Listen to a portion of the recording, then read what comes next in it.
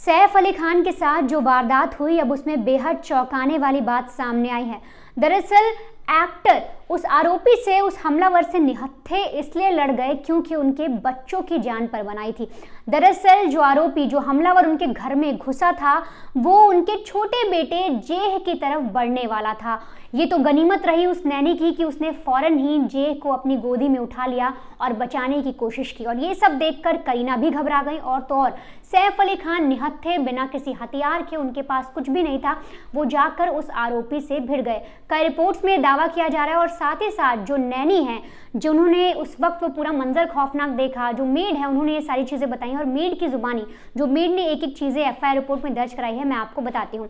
दरअसल मेड ने बताया कि रात के करीब 2 बज रहे होंगे और वो वॉशरूम गई थी। और जब वो वॉशरूम जाती हैं तो वहाँ की लाइट जल रही थी, तो उन्हें दिखा कि वॉशरूम के बाहर किसी शख्स की परछाई नजर आई, किसी के पैर नजर आए।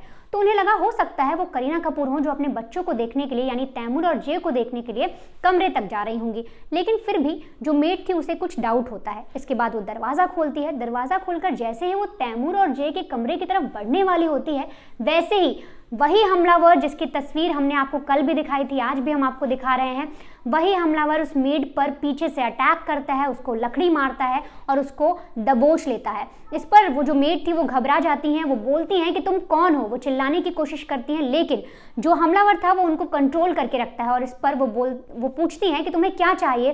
तब वो हमलावर अंग्रेजी में बोलता है कि 1 करोड़ रुपए। इसके बाद हाथापाई होती है, वो बचकर निकलती हैं।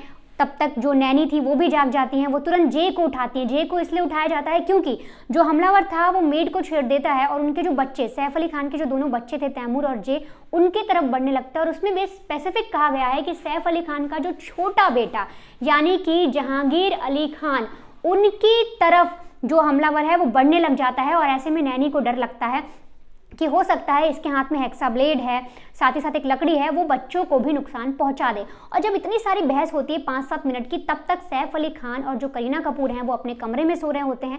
उनकी भी नींद खुलती है और वो भागे भागे अपने बच्चों के कमरे की तरफ आते हैं। और जैसे ही सैफ अली खान ये देखते हैं कि उनके बच्चे पर आफत आन बनी पड़ी है, जे को कोई नुकसान पहुंचा सकता है, ऐसे ही एक पिता का मन कचोट जाता है और वो सीधे तौर पर हमलावर से भिड़ने लग जाते हैं। और जब निहत्थे सैफ अली खान उस हमलावर से भिड़ते हैं तो वही हमलावर उन पर लगातार अटैक करता है, 6 बार चाकू से वार करता है।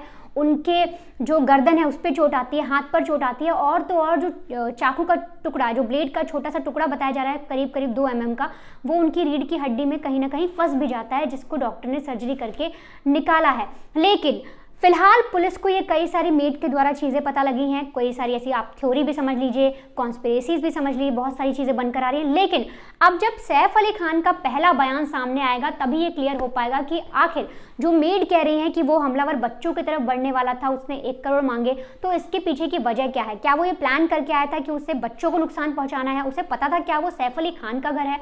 तो ये सारी चीज़ें, जब जो चश्मदीद मेड के अलावा वहाँ पर सैफ और करीना भी थे, और अभी तक सैफ अली खान ने कोई ऐसा बयान नहीं दिया है।